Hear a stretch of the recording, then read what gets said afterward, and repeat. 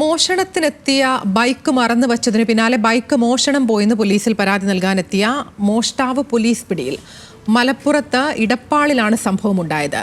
ഗുരുവായൂർ കണ്ടാണശ്ശേരി സ്വദേശി പൂത്തര അരുണാണ് പിടിയിലായത്. ശാന്തകുമാർ വെള്ളാരത്തുണ്ട്. ശാന്തകുമാർ, മൊത്തത്തിലൊരു കൺഫ്യൂഷനുണ്ട്, എന്താണ് സംഭവം? വളരെ രസകരമായ ഒരു കവർച്ചയും പ്രതിയെ അറസ്റ്റ് ചെയ്തതുമാണ് ഇപ്പോൾ ഉണ്ടായിട്ടുള്ളത്. കാരണം ജനുവരി 5-നാണ് ഈ കവർച്ച ഉണ്ടാകുന്നത്. എടപ്പാൾ കാന്തല്ലൂർ ക്ഷേത്രത്തിൽ കവർച്ച നടന്നു.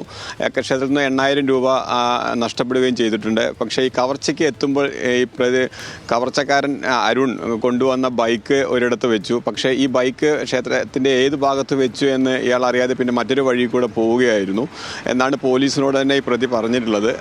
തുടർന്ന് ഇയാൾ ബൈക്ക് മോഷണം പോയി എന്ന് പറഞ്ഞ് കുന്നംകുളം പോലീസിൽ പരാതി നൽകി. കുന്നംകുളം പോലീസ് ഇതേക്കുറിച്ച് അന്വേഷിക്കുമ്പോഴാണ് ഇയാളുടെ മൊബൈൽ ടവർ ലൊക്കേഷൻ മറ്റുള്ളതും പരിശോധിച്ചപ്പോഴാണ് ഈ കവർച്ചയിലേക്ക് എത്തുന്നത്.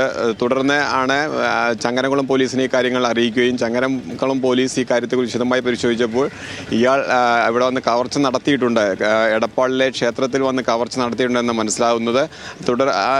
അതിനിടെ ഈ കവർച്ച പ്രതി തന്നെ വണ്ടി നഷ്ടപ്പെട്ടു എന്ന് പറഞ്ഞ പരാതി നൽകുമ്പോൾ സംശയം തോന്നി. ആ സംശയത്തിൻ്റെ അടിസ്ഥാനത്തിൽ തന്നെയാണ് പിന്നീട് ഇയാളെ വിശദമായി ചോദ്യം ചെയ്യുന്നത്. തുടർന്ന് ഇയാൾ അത് സമ്മതിക്കുകയായിരുന്നു.